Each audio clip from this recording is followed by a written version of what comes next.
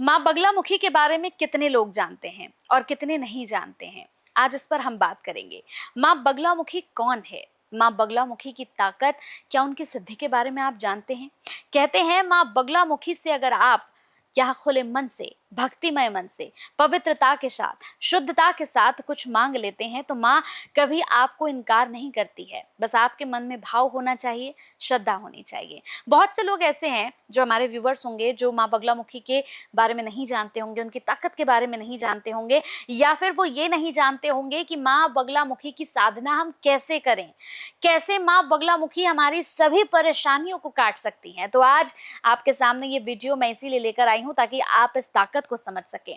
मेरे साथ जो मेहमान हैं उनसे आपकी मुलाकात कराती हूँ। मेरे साथ यहाँ पर माँ बगलामुखी के साधक आचार्य भरत जी महाराज है। बहुत बहुत स्वागत है महाराज श्री आपका। प्रणाम महाराज श्री। जैसे कि मैंने कहा कि बहुत सारे हमारे ऐसे व्यूवर्स हैं, बहुत सारे लोग हैं जो माँ बगलामुखी के बारे में नहीं जानते हैं। तो चूंकि आप खुद एक साधक हैं तो मैं चाहती हूँ कि आप बताएं कि माँ बगलामुखी कौन है, कैसे प्रकट हुई और कैसे आज भी उनकी ताकत को लेकर लोग कहते हैं कि उनके आगे आप कोई भी समस्या लेकर चले जाओ, वो कभी आपको इनकार नहीं करती हैं। बताइए। इस संसार में सबसे बड़ी जो शक्ति है दुनिया की, है ब्रह्मांड की, उस शक्ति का नाम है माँ बगलामुखी। 10 महाविद्याएं हैं अपने पास। शास्त्रों में 10 महाविद्याओं का वर्णन है और माँ भगवती बगलामुखी 8वीं महाविद्या है। उनका नंबर जो है 8वां है। और ये देवी जो है चमत्कारों से भरी पड़ी है। जब देश में संकट आता है, जब समाज में संकट आता है, जब व्यक्ति के ऊपर संकट आता है, तो ये देवी जो है उस संकटों को दूर करती हैं। ये 8वीं महाविद्या है। इनकी उपासना भगवान विष्णु ने करी और इनका जो उत्पन्न कहाँ से हुई? चतुर्दशी की रात्रि हरिद्रा सरोवर, काठियावाड़, गुजरात में चतुर्दशी की रात्रि में भगवती का प्रकटीकरण हुआ, प्रकट हुई। भगवान विष्णु ने जब उपासना करी, चमत्कारों से भरी पड़ी हैं। दुनिया में जिसे चमत्कार प्रिय है, जिसको चमत्कार देखना है, वो भगवती की शरण में जाए।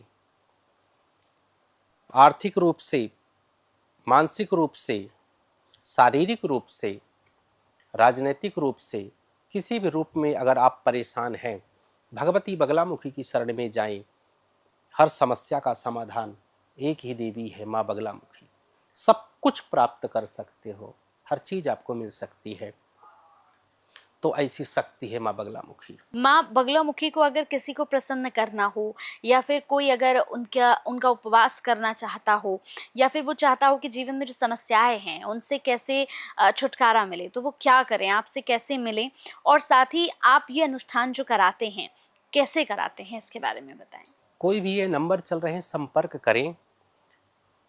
कुछ चीजें, कुछ समस्याएं तो बगलामुखी के हवन से ही समाप्त हो जाती हैं। पहली बात, छोटे मोटे तंत्र मंत्र, हल्की मल्की बाधाएं, आप जाओ बगलामुखी माई का दर्शन करो। नंबर 1, वहीं से कोई समस्या समाप्त होंगी। अगर समस्याएं थोड़ी बची हैं तो आकर के घर में हवन करवाओ बगलामुखी का। थोड़ी और बड़ी समस्या है तो माई का जो बीज मंत्र है वो 36 अक्षरों का है। 36 अक्षरों का बीज मंत्र है माई का। वो गुप्त है, हम नहीं बोल सकते। तो क्या करिए आप कि अगर समस्या अभी भी थोड़ा सा है तो 36 अक्षरी मंत्र का 36,000 का पुरस्कार करवाइए आप। वो छोटा सा अनुष्ठान हो गया। अगर समस्याएं और बड़ी हैं तो 1 लाख जप संख्या का अनुष्ठान करवाइए आप। कैसी भी समस्या हो इस ब्रह्मांड की, पुनः कह रहा हूं पूरे कॉन्फिडेंस के साथ, कैसी भी समस्या हो, जो प्रक्रिया बता रहा हूं, भगवती के दर्शन से लेकर के अनुष्ठान की प्रक्रिया, हवन की प्रक्रिया, बस आपकी समस्या क्या है और उस समस्या में क्या आपको कराना है बगलामुखी से संबंधित, वो चीज करवा लें। मेरा वादा है कि पीछे मुड़ करके आप नहीं देखोगे। मैं एक साधक हूं, सब कुछ, घर द्वार, परिवार, पत्नी, बच्चे सब छोड़ करके भागा था। यहां तक आईएएस सिविल सर्विसेज को छोड़ करके भागा था। अच्छा। वो कुछ होगा उसके अंदर। गुरु के समक्ष गया, इसी दतिया पीठ और पहाड़ियों में भटका। माई इतनी कृपालु, इतनी दयालु है कि उस चीज़ों को, और जहाँ भी जब लौट के दिल्ली आया, जहाँ भी अनुष्ठान करवाया, भगवती ने 100% जाकर के अनुष्ठानों को सिद्ध किया। वो अलग बात है कि लोग भूल जाएं, लोग आजकल स्वार्थी हैं। इसी रोहिणी में, पंजाबी बाग में, दीपाली में, मुंबई में, इसी दिल्ली में बगलामुखी नाम से इस दास को जानते हैं, और भगवती बगलामुखी ने उनके कार्य को भी किया है। चमत्कारों को दिल्ली वाले देखे हैं बगलामुखी के। आज मैंने लाखों लोगों को दतिया भेजा, नलखेड़ा भेजा, कौन जानता था इधर? सब जानते। भगवती ऐसे ऐसे काम की है। रोहिणी में मेरा निवास है, और रोहिणी से पंजाबी बड़े बड़े सेठ है, बिजनेसमैन है, रोडों पे आ गए थे। क्या क्या भगवती ने किया होगा, सामने है सब, आज भी विद्यमान है। बड़े बड़े धुरंधरों को जब कष्ट होता है, कोई समस्या होती है, कोई प्रॉब्लम होती है, भगवती बगलामुखी के शरण में जाता है। ये बात अलग है कि भाई भाई नहीं बताता कि मैं बगलामुखी जा रहा हूँ। अनुष्ठान सब कराते हैं।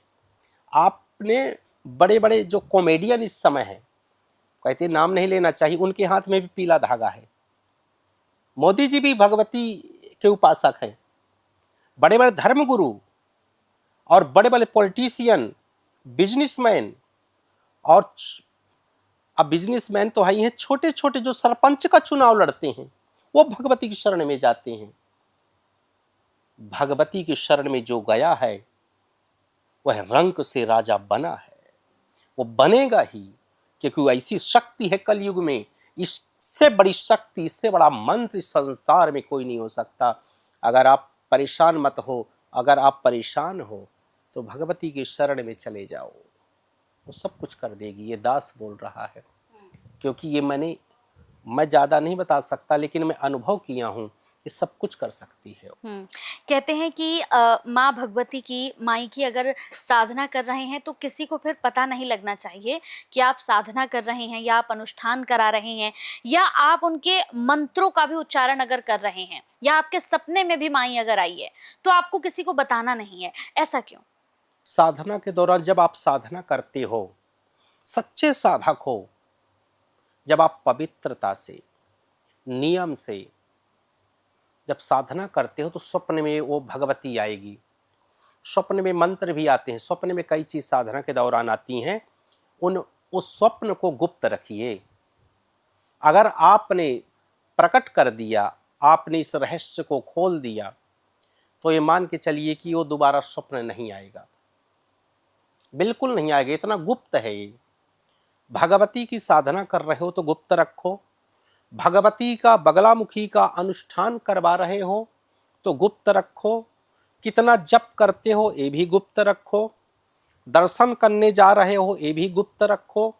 इससे संबंधित जितने भी कार्य हैं ये गुप्त रखे जाते हैं। अगर आप बताओगे कि मैं बगलामुखी का अनुष्ठान करवा रहा हूँ या करवा रही हूँ, मैं साधना कर रहा हूँ, कर रही हूँ, या कुछ भी कार्य में कर रही हूँ, अगर आप बता दिए तो कार्य में विघ्न आ जाएगा, वो कार्य सिद्ध नहीं हो पाएगा। अगर आपने स्वप्न को बता दिया तो दोबारा उसकी जो कृपा है वो आपको नहीं मिल पाएगी। कंफर्म। तो आपको बिल्कुल गुप्त रखना होगा। हाँ, गुप्त। बिल्कुल। तो जितने भी लोग इस कार्यक्रम को देख रहे हैं, मैं यही कहूंगी कि अगर माई आपके स्वप्न में आई है तो महाराज श्री ने कहा है कि आपको किसी को बताना नहीं है, क्योंकि अगर आपने बताया तो वो जो आशीर्वाद है, वो जो कृपा है, वो फिर आप पर नहीं बरसेगी। इसलिए इन चीज़ों का बहुत ध्यान रखें। बाकी किसी भी तरह का प्रश्न आपके मन में चल रहा हो माई को लेकर, किसी तरह का अनुष्ठान आपको कराना हो, आपको लग रहा हो कि जीवन में आपकी भी यही सब परेशानियां चल रही हैं जिसके बारे में हम बात कर रहे थे, तो माई की कृपा तो आपको लेनी चाहिए, अनुष्ठान ज़रूर कराना चाहिए। अब अनुष्ठान कैसे होगा, कहाँ होगा, क्या करना होगा, कितना खर्च आएगा, और जीवन में परेशानियों को कैसे काट सकते हैं, महाराज श्री है ना आपके लिए। बिल्कुल परेशान ना हो, महाराज श्री से संपर्क करें और जीवन की समस्याओं का समाधान पाएं।